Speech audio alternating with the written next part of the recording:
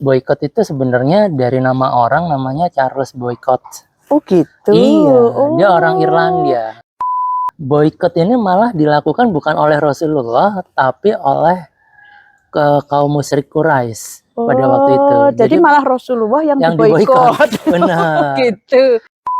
Orang-orang yang beriman, termasuk Nabi, orang-orang soleh, itu memang dari zaman ke zaman itu pasti teraniaya, Mbak. Iya. Kita lihat orang-orang di Palestina, ya, iya, itu kurang beriman bagaimana, dan mereka juga teraniaya. Tapi tidak ada satupun ayat yang menyuruh untuk melakukan boykot.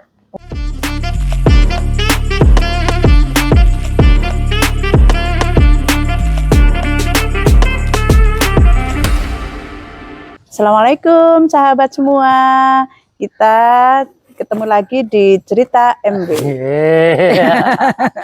Kali ini saya bersama Mbak Selsa. Halo Mbak. Halo Mas, Assalamualaikum. Waalaikumsalam. Terima kasih udah main ke rumah Pintu Merah. Iya, mumpung di sini. Mbak Selsa ini dari Temanggung, teman-teman. Ya. Jadi kita kenal ini sudah jalan 3 tahun lebih ya Mbak? 3 tahun lebih, hampir 4 tahun. Mbak Selsa ini juga ikut Titik Terang gitu. Iya. Nah pas lagi ke Jakarta, akhirnya saya WA, alhamdulillah beliau akhirnya mau hadir ke rumah Pintu Merah. Rumah Pintu Merah. Gimana Mbak? Ya seneng sih saya bisa sampai sini, bisa melihat Pintu Merah yang selama ini cuma bisa lihat di IG gitu. Alhamdulillah. Gitu Mas. Ayo Mbak ngopi dulu yuk.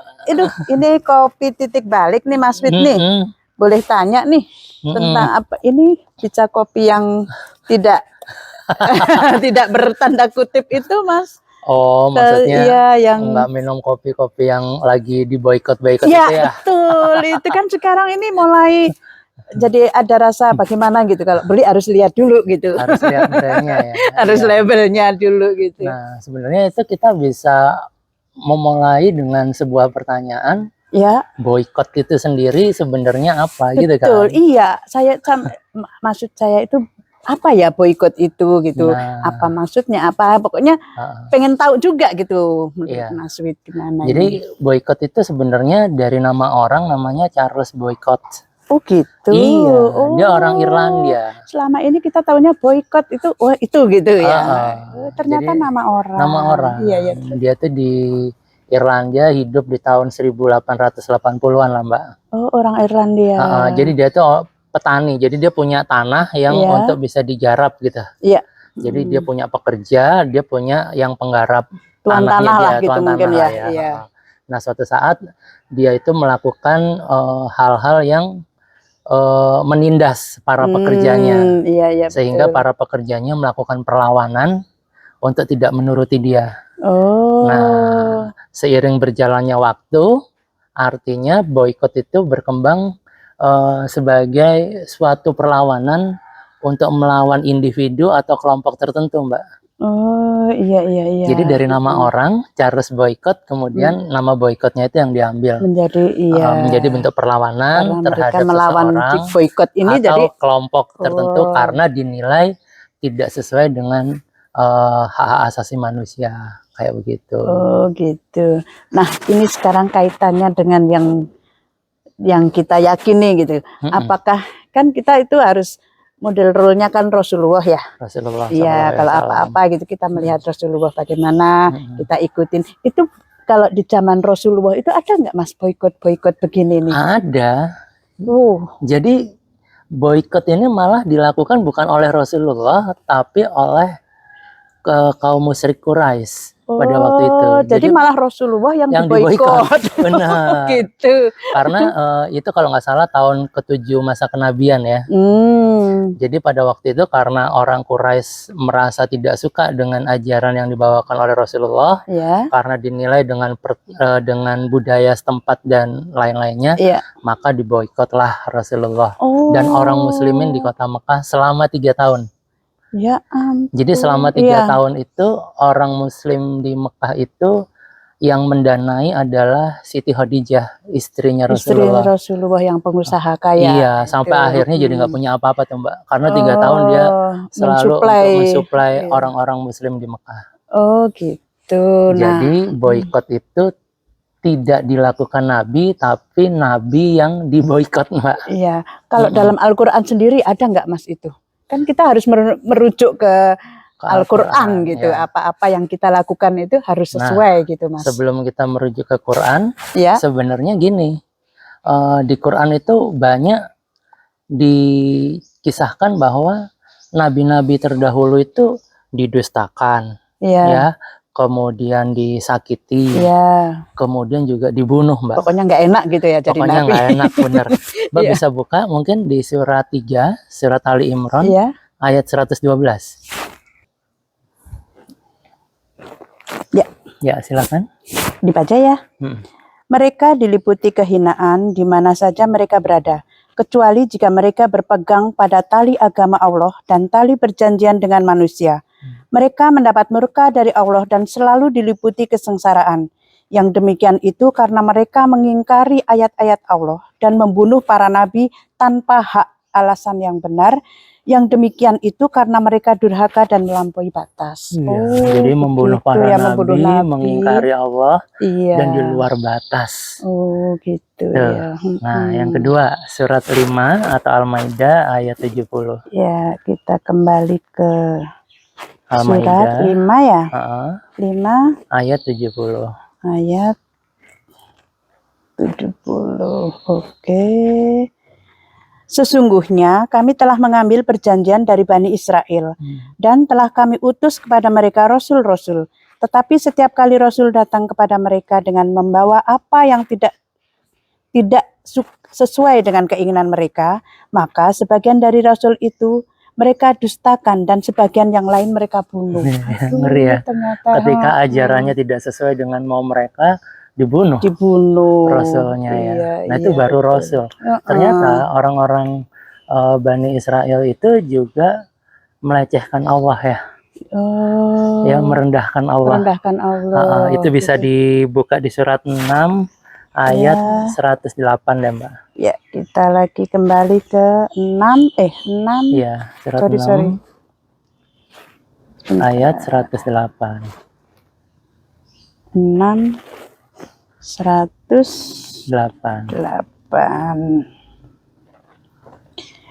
Dan janganlah kamu memaki sesembahan yang mereka sembah selain Allah, karena mereka nanti akan memaki Allah dengan melampaui batas tanpa dasar pengetahuan. Demikianlah kami jadikan setiap umat menganggap baik pekerjaan mereka, kemudian kepada Tuhan tempat mereka kembali. Lalu dia akan memberitahukan kepada mereka apa yang telah mereka kerjakan. Iya, kita nggak boleh memaki orang atau agama mereka, karena mereka pasti akan membalas jauh lebih ke kita juga ya. Jauh lebih buruk ya. Nah, kemudian yang terakhir bisa dibuka di surat Ali Imran, surat ketiga ayat 181. Sungguh Allah telah mendengar perkataan orang-orang Yahudi yang mengatakan, sesungguhnya Allah itu miskin dan kami kaya. Kami akan mencatat perkataan mereka dan perbuatan mereka membunuh nabi-nabi tanpa hak atau alasan yang benar. Dan kami akan mengatakan kepada mereka, rasakanlah olehmu azab yang membakar. Iya, mereka menganggap dirinya lebih kaya dari Allah. Nah, jadi kita lihat ya, bahwasanya orang-orang yang beriman, termasuk nabi, orang-orang soleh, itu memang dari zaman ke zaman itu pasti teraniaya, Mbak. Kita lihat orang-orang di Palestina ya, itu kurang beriman bagaimana, dan mereka juga teraniaya. Tapi tidak ada satupun ayat yang menyuruh untuk melakukan boikot. Itu masalahnya di Quran. Nabinya disebegitukan pun Allah tidak memerintahkan untuk memboikot gitu. Betul. Nah, Nabi Muhammad pun tidak melakukan hal itu. Bahkan Nabi Muhammad itu melakukan transaksi juga dengan orang-orang non-Muslim dan orang Yahudi. Oh, jadi tetap Nabi itu melakukan perdagangan gitu ya dengan non-Muslim, dengan orang-orang di luar agama Islam.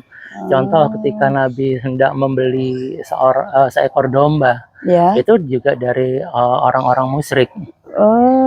Jadi ada orang musyrik rambutnya kucel gitu ya, Mbak, ceritanya membawa 2 ekor domba. Nabi nanya, itu domba mau diapain? Mau saya jual? Oke, saya beli. Ini dari hadis riwayat Muslim, hadis riwayat Bukhari, sahabat. Kemudian juga dari hadis riwayat Bukhari diceritakan Nabi sebelum wafat itu sempat menggadaikan baju besinya, baju perang. Oh, digadaikan? Cuma untuk bisa mendapatkan gandum. Oh, dan gandumnya? Gandumnya untuk Nabi, jadi digadaikan cuma untuk beli gandum. Dan digadaikannya itu ke orang Yahudi. Oh gitu, jadi tetap kita Rasul ya, terutama itu tetap bermuamalah, tetap melakukan transaksi perdagangan dan lain-lain itu dengan orang Yahudi. Bahkan ketika di Madinah, orang-orang Yahudi itu memang sudah menguasai perdagangan, Mbak. Oh gitu. Baik itu pertanian, ya maupun secara industrinya. Iya. Jadi pakaian, pertanian itu orang-orang Muslim beli di situ. Nah, cuma Nabi ketika itu sempat, ketika mulai pasar itu dikuasai orang-orang Yahudi, Nabi tiba-tiba mendirikan sebuah tenda dan Nabi bilang, mulai saat ini orang Muslim berdagang di sini. Oh, jadi membuat istilahnya pasar sendiri gitu. Iya, silahkan orang Muslim membuka di sini. Kenapa? Karena Nabi yang saya yakini tidak mau segala sesuatunya dimonopoli kan. Iya, betul. Dari situ. Iya. Jadi kalau mau Mbak Sasa tanya mungkin, terus bagaimana dengan keadaan sekarang ini gitu ya? Iya, dengan keadaan apa sih relasinya dengan keadaan yang sekarang ini yang sedang rame-ramenya dengan kita memboikot dengan ini. Kalau menurut Mas Fit itu bagaimana? Kalau menurut saya gini, pertama boikot itu hanya bisa dilakukan oleh penguasa. Oh gitu. Bukan per individu. Nggak usah beli itu, nggak usah beli itu. Kita punya daftar banyak. Karena nanti itu akan merusak halal haram. Oh, gitu ya. Iya, betul. Nah, tapi kalau yang maju adalah institusi atau pemerintah atau penguasa, dia mempunyai sebuah regulasi yang wajib kita ikuti. Oh, karena punya kekuasaan. Imam kan. Iya, imam. Ya. Terus yang kedua, kalau saya melihat jangan diboikot kalau memang tidak ada barang di tempat lain yang memang kita butuh. Iya. Konyol nanti jatuhnya kan. Nanti kita nyarinya kemana lagi? Benar. Tapi ya sahabat semua, ini bisa kita jadikan momentum untuk produk-produk yang memang kita punya. Kenapa nggak beralih ke produk lokal gitu ya? Misalnya nih kopi, ada brand namanya Titik Balik misalnya. Kenapa kita harus beli yang merek-merek tertentu yang memang berafiliasi ke arah sana gitu. Artinya bukan diboikot, tapi sebenarnya ini momentum bagi produk-produk lokal untuk bisa bangkit. Dan orang-orang kita harus juga sudah mulai memprioritaskan produk-produk lokal itu.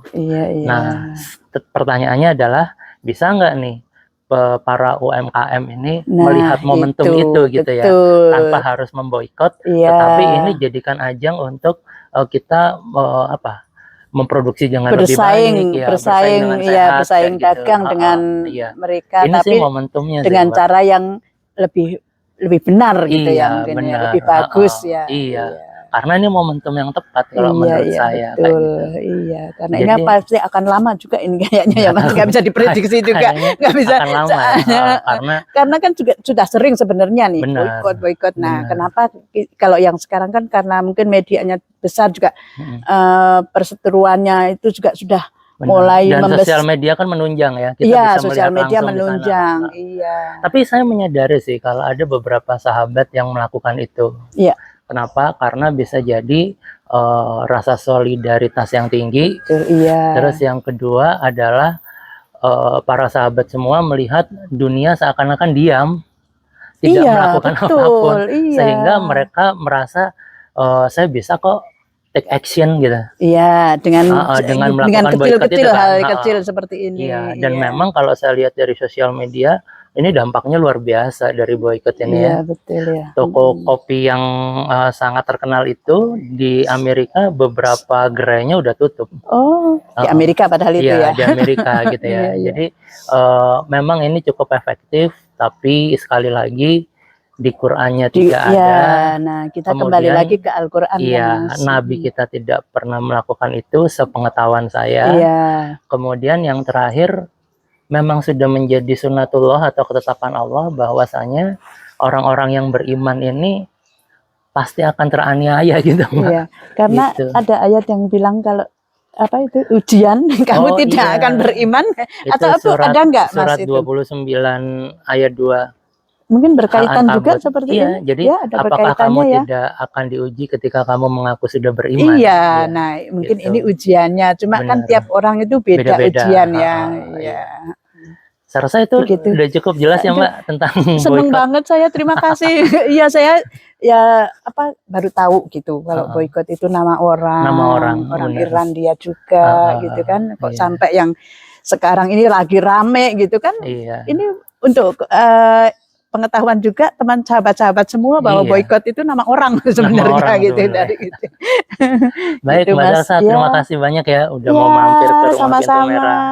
Kita ketemu lagi di episode yang lain. Betul. Ya, sahabat, terima kasih udah menyimak cerita MW. Kita ketemu di cerita MW yang akan datang. Saya Wiwit pamit, Mbak Salsa juga pamit. Wassalamualaikum warahmatullahi wabarakatuh.